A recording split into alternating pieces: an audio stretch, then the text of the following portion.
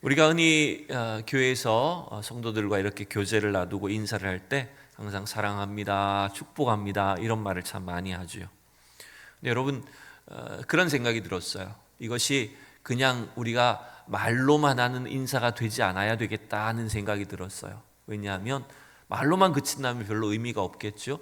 중요한 것은 진짜 사랑해야 된다는 겁니다. 진짜 서로를 향해서 날마다 축복하고 위로해주고 기도하는 우리 성도들이 되셨으면 좋겠습니다. 목회자로서 저도 이제 성도들한테 상담을 하거나 대화를 할 때 자주 하는 말 중에 하나가 뭐냐면 기도할게요 이런 말을 자주 합니다. 집사님 기도할게요, 건강하시도록 기도하겠습니다 이렇게 인사를 하죠. 근데 여러분 가만히 생각해 보세요. 말로만 기도한다고 해놓고 기도하지 않으면 어떻게 됩니까? 위선적이 되겠죠. 그러니까 중요한 것은 진짜 기도하는 것입니다. 진짜 하나님의 약속의 말씀을 믿고 우리가 실천하고 행하는 것이 여러분 중요하다는 것입니다. 3년 전쯤에 코로나가 이제 막 확산이 되어서 우리가 이렇게 현장에 모여서 예배를 드리는 것이 많은 제약이 있었습니다. 그때부터 이제 어쩔 수 없이 제가 핸드폰으로 예배를 영상을 찍기 시작했고, 그 다음에 실시간 예배를 유튜브를 통해서 이제 실시간 예배를 드리게 되었습니다. 그때 이제 3년 전에 했던 설교를 이렇게 제가 가만히 돌아보니까 그때 어떤 설교를 했냐면 나는 기도하리라 이런 제목으로 시리즈로 설교를 했던 것이 기억이 나요. 영상에 있더라고요. 그 설교에서 주로 저는 구약 성경에 나오는 인물들의 기도들을 쭉 차례대로 살펴보면서 우리가 배워야 될, 우리가 따라해야 될 기도가 어떤 것들이 있었는가라고 하는 것들을 함께 살펴봤었어요. 여러분 어떻게 보면 우리가 이 세상에서 의지할 수 있는 것이 사실은 하나님밖에 없다는 것입니다. 오히려 이 세상을 통해서 겪는 위기와 어려움은 우리가 인간적으로는 도무지 견딜 수가 없을 것 같은, 참아낼 수 없고 이겨낼 수 없을 것 같은 그 엄청난 위기가 우리 삶에는 날마다 다가온다는 것이에요. 그런데 그 어려움 속에, 위기 속에서 승리했던 신앙인들의 한결같은 특징은 뭘까요? 그것은 바로 하나님을 의지하는 기도의 사람들이었다는 겁니다. 우리에게 일어나는 각종 문제들을 통해 하나님 앞에 있는 그대로 나아가서 기도했을 때 주님은 그 믿음의 기도를 들어주셨고 그 기도의 사람들을 통해서 역사해 주셨고 하나님의 구원과 능력을 나타내 주셨다는 것입니다. 그래서 3년 전에는 구약의 인물들, 구약 성경에 나오는 기도들을 주로 살펴봤었는데 이제 저는 오늘부터 이제 신약에 나오는 기도, 특별히 주님께서 우리에게 가르쳐 주신 이 기도를 쭉 시리즈를 통해서 함께 살펴보려고 합니다. 우리가 잘 아는 것처럼 마태복음 6장 9절에서 13절에는 어떤 기도가 기록되어 있습니까? 우리가 예배 시간에 늘 사용하는 주기도문이 기록되어 있습니다. 제자들에게 너희는 이렇게 기도하라라고 말씀하시면서 주님은 직접 기도의 내용들을 알려주셨어요. 근데 그건 이제 차례대로 이제 매주 조금씩 살펴볼 예정이고요.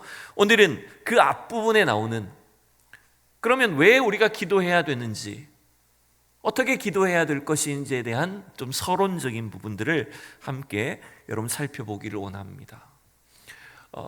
예수님은 제자들에게 너희는 이렇게 기도하라고 말씀하시면서 주기도문을 알려주셨는데, 여러분 이 당시의 유대인들이나 제자들은 그러면 기도할 줄 몰랐다는 뜻일까요? 이들은 전혀 기도하지 않았다는 말일까요? 결코 그것이 아니죠. 이 당시에 종교적이고 율법적인 삶을 살았던 유대인들은요 굉장히 기도를 열심히 했던 사람들이었던 거 우리가 알 수가 있습니다. 다니엘도 저 바벨론 포로로 잡혀가서도 왕 외에 다른 신을 섬기면 죽인다고 하는 왕의 그 어명이, 왕의 조서가 공포되어 있는 줄 알면서도 하루에 몇 번씩, 하루에 3번씩 예루살렘을 향해서 기도하지 않았습니까? 그게 기본적인 유대인들의 기도 습관이었다는 거죠. 그들의 기도 생활이었다는 거죠. 그런데 예수님께서 지금 제자들에게 이 기도에 대한 가르침을 주는 이유는 무엇일까요? 그 말은 이걸 약간 반대로 생각해 보면 예수님께서 기도에 대한 명령, 기도에 대한 가르침을 주시는 이유가 있다면 그것은 바로 지금 유대인들이 누구보다도 열심히 기도는 하고 있지만 이들의 기도가 뭔가 잘못되었다는 뜻을 갖고 있습니다. 왜 유대인들의 기도가 잘못된 기도일까요? 제가 간략하게 한 두 가지로만 정리를 해봤어요. 첫 번째는 여러분, 이 유대인들의 기도는 외식하는, 즉 사람들에게 보여주기 위한 기도였다는 거죠. 이걸 조금 더 적나라한 표현으로 바꾼다면 이들의 기도는 연기였다는 겁니다. 여러분 5절을 같이 읽어보실까요? 5절 말씀에 이렇게 되어 있습니다. 다 같이 시작. 또 너희는 기도할 때에 외식하는 자와 같이 하지 말라. 그들은 사람에게 보이려고 회당과 큰 거리 어귀에 서서 기도하기를 좋아하느니라. 내가 진실로 너희에게 이르노니 그들은 자기 상을 이미 받았느니라. 지금 이 산상수훈의 내용에 보면 기도만이 아니죠. 구제나 금식이나 또 뭐 다른 각종 이 율법적인 경건 활동들이 전부 다 한결같은 목적이 뭐였다고요? 사람에게 보여주기 위해서라는 겁니다. 여러분 이건 결국 뭘 말하는 겁니까? 연기하는 것이라는 겁니다.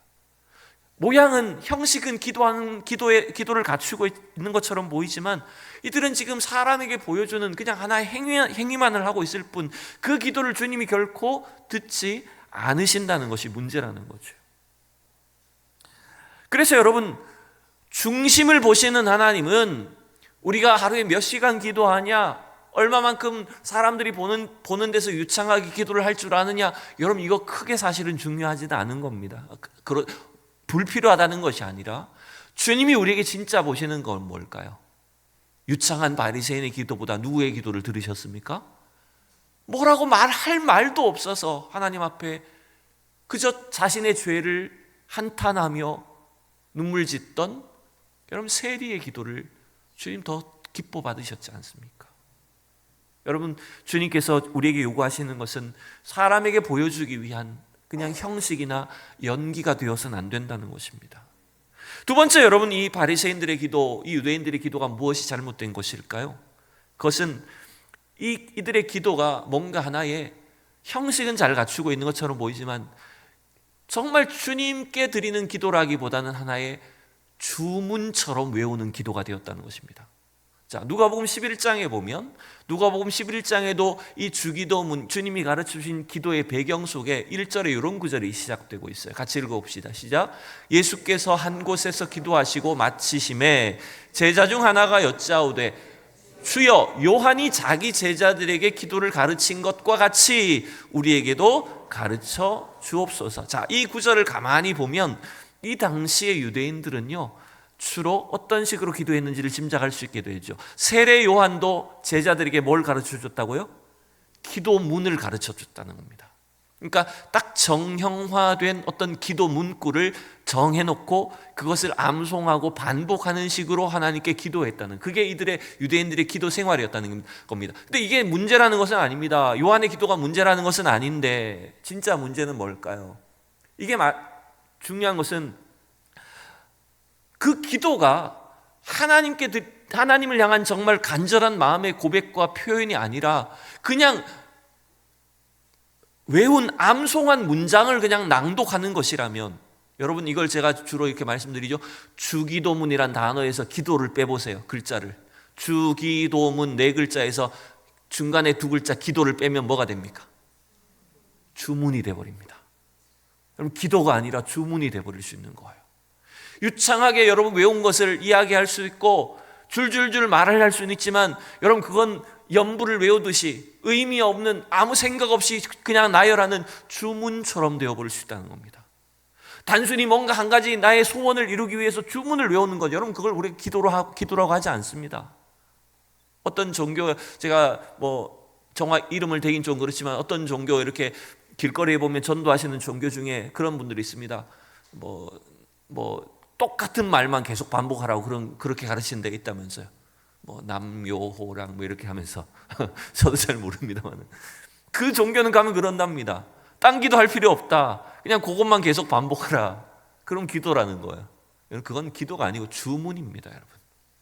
마술을 하듯이 그냥 뭔가 뿅 하고 떨어지는 그런 신비한 어떤 것만을 기대하는 주문일 뿐이라는 겁니다. 여러분, 그런 면에서 보면요, 세상의 이방 종교는 훨씬 더 기도 많이 하는 거예요, 여러분. 그렇지 않습니까? 제가 대전에 와서 저도 잘 모르지만 우리나라에서 가장 무당이 많이 배출되는 곳이 어디입니까?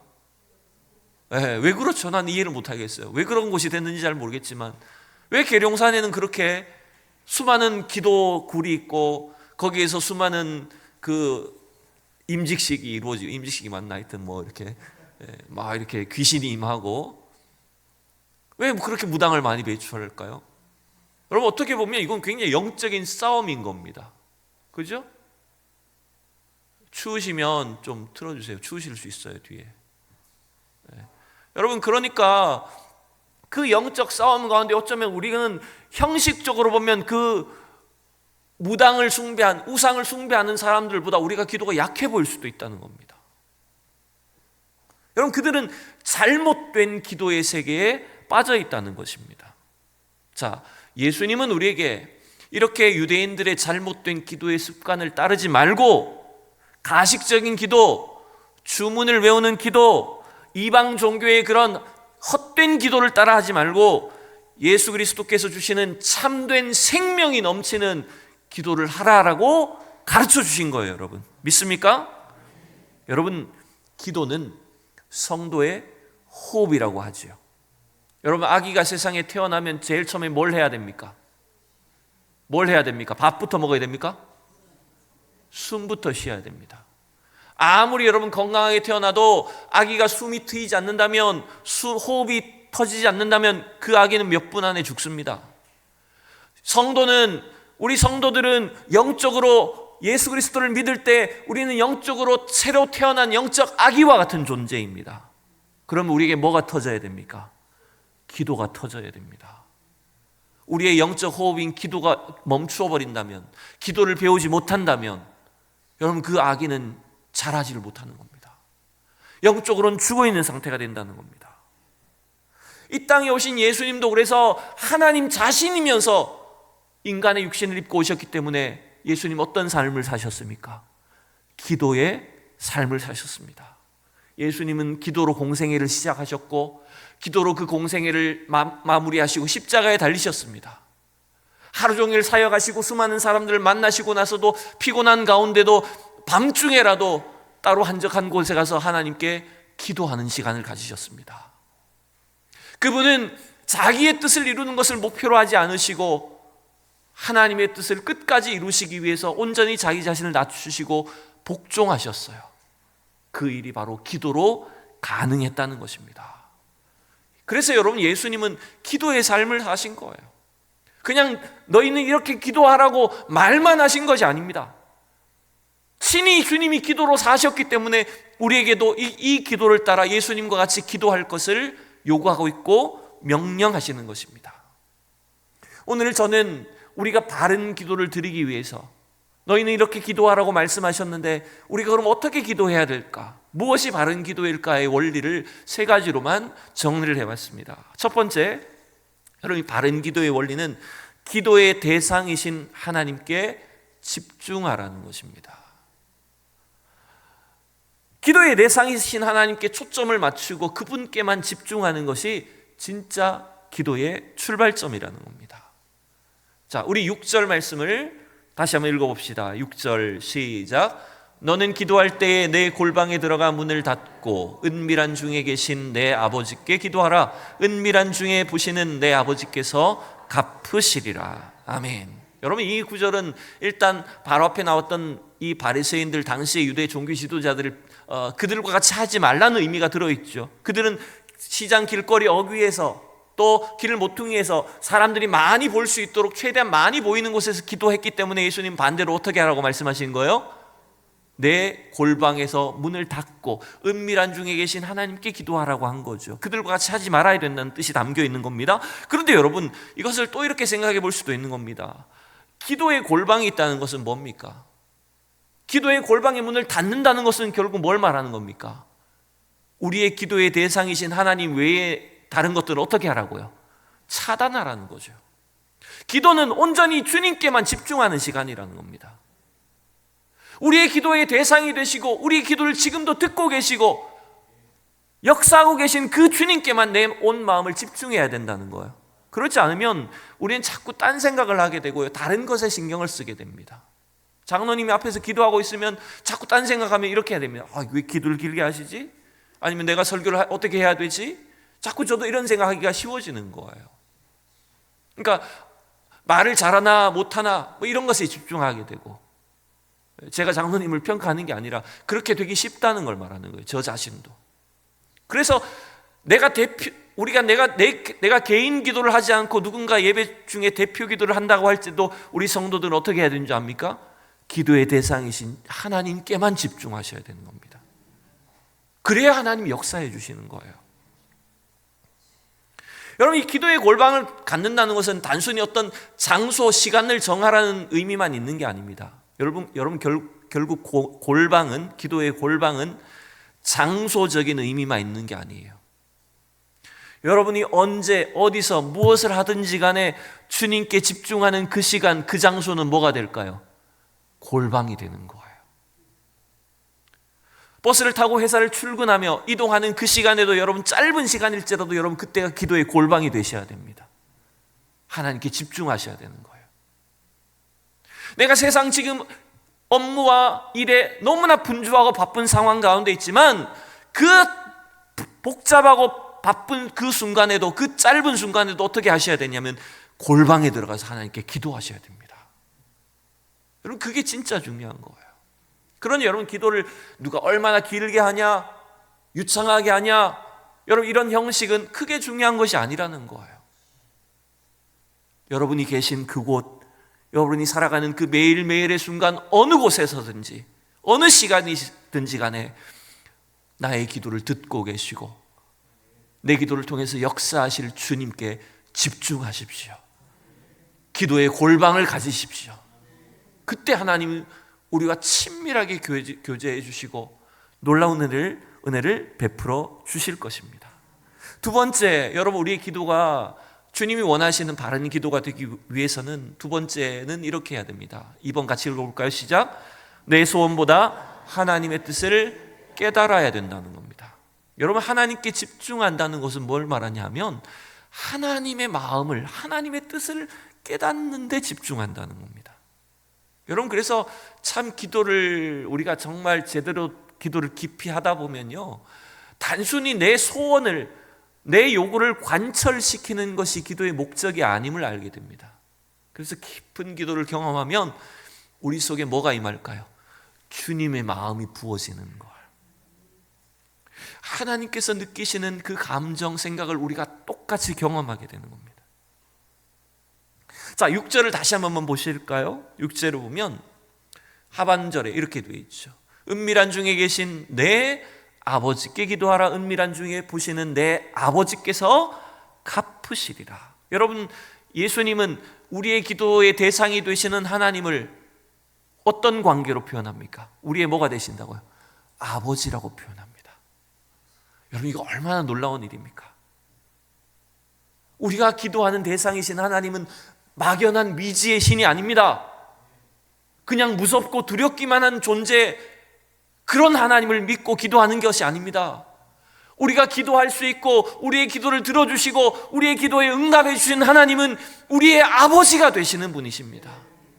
여러분, 이거 얼마나 친밀한 은혜입니까? 내가 아버지 하나님을 아는 것, 그 아버지 하나님의 마음을 깨닫고 그 사랑을 내가 확신하며 기도한다는 것이 얼마나 큰 축복입니까? 물론 그럴 수는 있어요.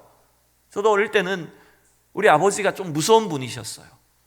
예, 무섭고 다가가기 힘든 분, 말이 없는 분. 저도 경상도 남자지만, 근데 지금 80이 넘으신 우리 아버지는 얼마나 말이 많으시고 사랑을 얼마나 잘 표현하시고, 우리 아버지 안에 이렇게 사랑이 넘치는 분이었구나를 깨닫게 돼요.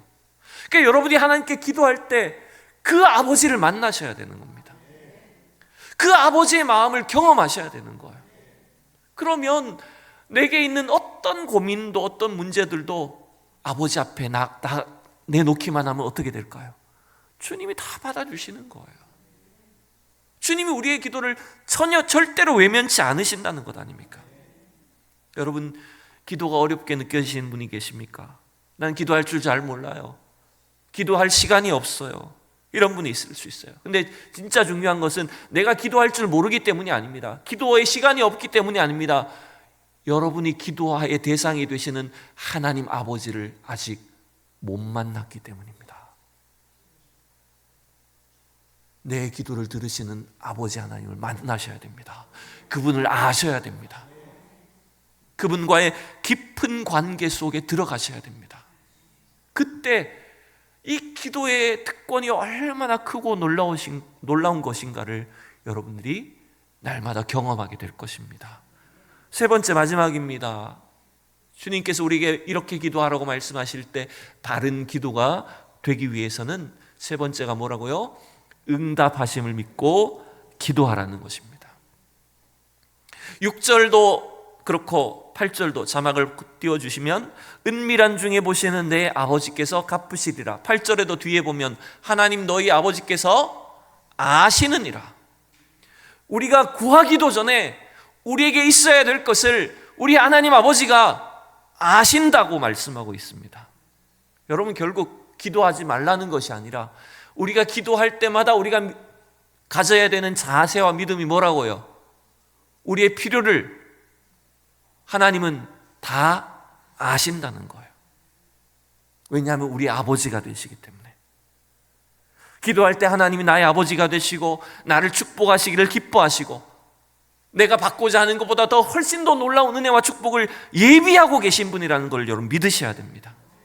그래서 여러분, 우리의 기도가 응답받을 수 있는 근거는 내가 기도를 몇 시간 했기 때문이다, 혹은 나는 뭔가 방언 기도를 할 줄 알기 때문이다, 여러분, 이런 것이 응답의 기준이 아닙니다. 우리가 응답받을 수 있는 것을 확신할 수 있는 이유는 우리의 아버지 하나님의 약속 때문입니다. 여러분, 우리가 너무나 좋아하는 구절이 바로 다음 장에 나오지 않습니까? 성경을 넘겨보세요. 마태복음 7장 7절에 보면 뭐라고 되어 있습니까? 자막은 없지만 7장 7절에 보면 구하라 그리하면 너희에게 주실 것이요, 찾으라 그리하면 찾아낼 것이요, 문을 두드리라 그리하면 너희에게 열릴 것이니 그랬잖아요. 악한 자로도 자기 자식에게 여러분 좋은 것을 주는 것이 이 세상 아버지 부모인 것처럼 하나님은 저와 여러분이 구할 때 이미 우리가 구하기 전부터도 우리의 모든 필요를 알고 계시고 또 우리에게 꼭 맞는 것들을 허락해 주시고 인도해 주시는 줄로 믿습니다. 그래서 여러분, 사도 요한도 요한 1서 5장에 보면 이 약속을 하고 있어요. 자, 마지막 자막입니다. 같이 시작. 그를 향하여 우리가 가진 바 담대함이 이것이니 그의 뜻대로 무엇을 구하면 들으심이라. 우리가 무엇이든지 구하는 바를 들으시는 줄을 안즉 우리가 그에게 구한 그것을 얻은 줄로 또한 아느니라. 아멘.